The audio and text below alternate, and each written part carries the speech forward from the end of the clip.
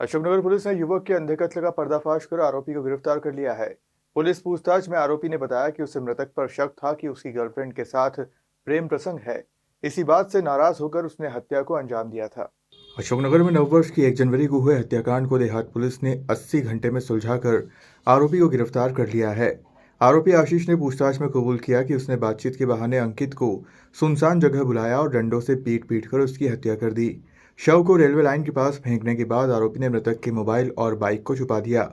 उप पुलिस अधीक्षक ने खुलासा करते हुए बताया कि मृतक अंकित नरवरिया और आरोपी आशीष सोनी जो दोनों दोस्त थे, लेकिन एक लड़की से प्रेम प्रसंग के चलते आशीष ने अंकित को न्यू ईयर पार्टी के बहाने रात के समय एकांत में बुलाकर पूछताछ की। अंकित के द्वारा कुछ न बताने पर आशीष ने उसकी हत्या कर दी और शव को रेलवे लाइन के पास फेंक दिया था।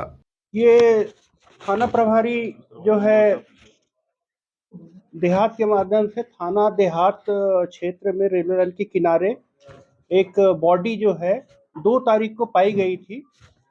ये जो बॉडी है इसमें कई चोट के निशान थे। तो पुलिस ने पहुंच करके तस्दीक किया इसमें, तो पता चला कि ये पहले तो ये अज्ञात था, बाद में ज्ञात हुआ कि ये जो बॉडी है वो अंकित पिता राजेश जो नरवरिया है उनकी बॉडी है। और ये पेशे से सोशल मीडिया के में जुड़े हुए थे फोटोग्राफर के रूप में। और इसकी जब जानकारी ली गई तो बाद में पता चला कि इनके जो साथी है इन्होंने एक कहानी बनाई कि ये दोनों साथ में ही थे और कुछ लोगों ने आकर इन पर हमला किया करके इस तरीके से।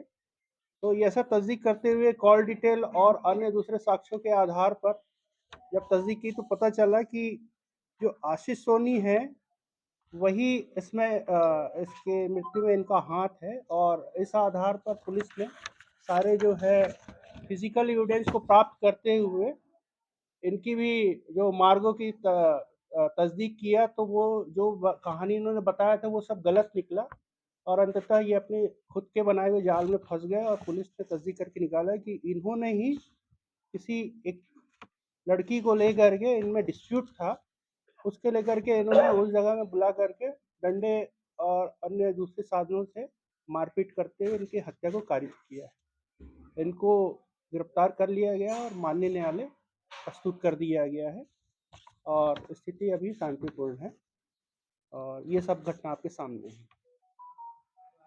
अलग कहानी है कि एक दोनों ही एक ही लड़की से प्यार करते थे। मृतक से ज़्यादा उनका करीबी मामला था, तो उनको लगा कि ये मेरे बीच में आएगा और इसी बात को लेकर के वो नाराज़ था और उसने उसको बुला करके रात में ही ये घटना को कारित किया है। मृतक कुआरा था या वैवाहिक था? विवाहित था। पर ये उसका पहले से कुछ प्लान था या फिर तत्कालीन वहाँ मौके पे गए थे वहाँ ये कैसे क्या हुआ? जो घटना लग रही है उससे तत्कालीन ही पता चल रहा है, ऐसा बहुत पुराना नहीं था क्योंकि ये यहीं के निवासी थे, आपस में मिलते जुलते रहते थे। जैसे उसके पास ये डंडा वगैरह ये चीजें हैं तो वो पहले से ये सोच के गया था उसे लेके वहाँ बहाने से ले गया था वहाँ तक?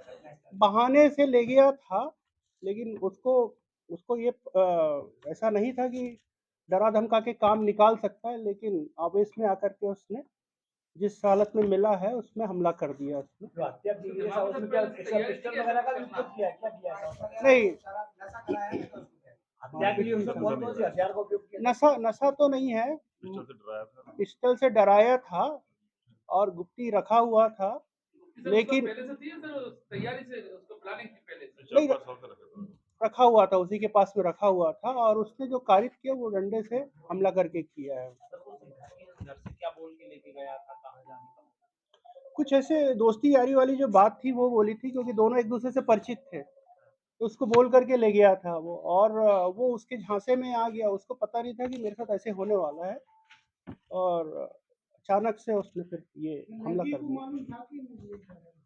लड़की की बात अभी नहीं आई है सामने में, लड़की है शामिल, नाम है उसका। उसके बयान तो हो गए सर, लड़की के क्या हुआ जानकारी बयान हो गए हो गए हैं। इसमें मृतक के पास कुछ रुपए भी थे क्या?